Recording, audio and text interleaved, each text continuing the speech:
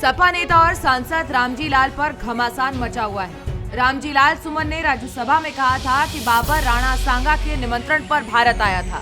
इतना ही नहीं, उन्होंने गद्दार तक कहा था, जिसके बाद से उनका चौतरफा विरोध हो रहा है। जिसके बाद सपा अध्यक्ष अखिलेश यादव उनके समर्थन में बचाव करते हुए दिखाई दे रहे हैं। अखिलेश यादव ने यह भी कहा कि रामजी लाल ने इतिहास का एक पन्ना पलटा। राणा सांगा पर अखिलेश ने सपा सांसद का बचाव किया है।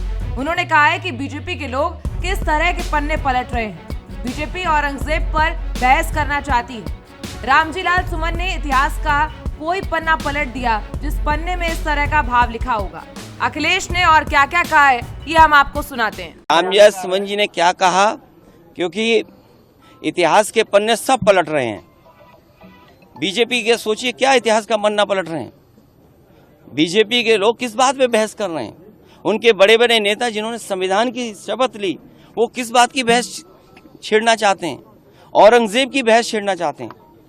तो अगर रामजी सुमन जी ने भी इतिहास का कोई पन्ना पलट दिया, जिस पन्ने में अगर इस तरह की भाव लिखा होगा, 200 साल पहले 100 साल पहले हम लोगों ने तो इतिहास लिखा नहीं। इतिहास किसने लिखा है।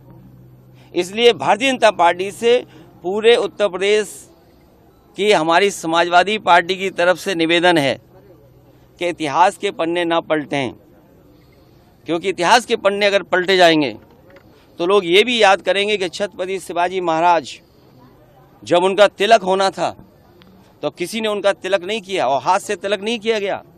सुनने में आ रहा है कि पैर के बाएं अंगूठे से उनका तिलक किया गया था।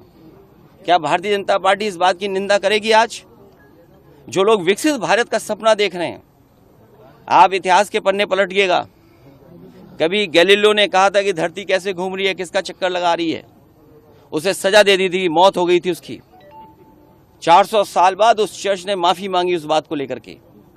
अगर भारतीय जनता पार्टी छत्रपति शिवाजी महाराज जी को मानती है और विकसित भारत का सपना देखती है, क्योंकि इटली विकसित भारत है, विकसित भारत उस तक पहुंचना चाहता है। इटली भी विकसित है, दुनिया में वो विकसित देश है। तो क्या अगर चर्च ने अपनी गलती स्वीकार की थी, माफी मांगी थी, तो छत्रपति शिवाजी महाराज जी का बाएं पैर के अंगूठे से तिलक हुआ, उसके लिए भारतीय जनता पार्टी माफी मांगेगी कि नहीं मांगेगी? आपको बता दें कि राज्यसभा में अपने बयान पर समाजवादी पार्टी के सांसद रामजी लाल सुमन ने कहा कि बाबर राणा सांगा के निमंत्रण पर भारत आया था। ये एक ऐतिहासिक तथ्य है। अपने बयान पर समाजवादी पार्टी के सांसद रामजी लाल सुमन ने और क्या कुछ कहा है ये भी सुनिए। नहीं, मैंने जो कहा था वो इतिहास सत्य था। बाबर राणा सांगा जी के आमंत्रण पर हिंदुस्तान में आए थे, ये ऐतिहासिक तथ्य है। मेरा इरादा किसी की भावनाओं को ठेस पहुंचाने का नहीं था, और मेरा कहना सिर्फ यही था कि हर मामले में बाबर के बारे में कहा जाता है कि हिंदुस्तान के मुसलमानों में बाबर का डीएनए है। हिंदुस्तान के मुसलमान का आदर्श बाबर नहीं है। हिंदुस्तान का मुसलमान मोहम्मद साहब को अपना आदर्श मानता है और सूफी संतों की परंपरा को ग्रहण करता है। इसलिए अनावश्यक रूप से ऐसी कोई बात नहीं है। और जैसे मैंने अभी कहा कि मैंने एक जो बात थी उसको उजागर किया। मेरा इरादा किसी की भावना को ठेस पहुंचाने का नहीं था।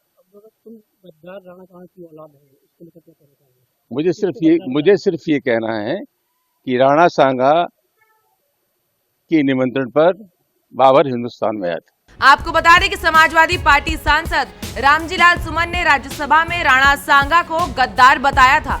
उन्होंने कहा था कि राणा सांगा एक गद्दार थे जिन्होंने इब्राहिम लोदी को हराने के लिए बाबर को बुलाया था।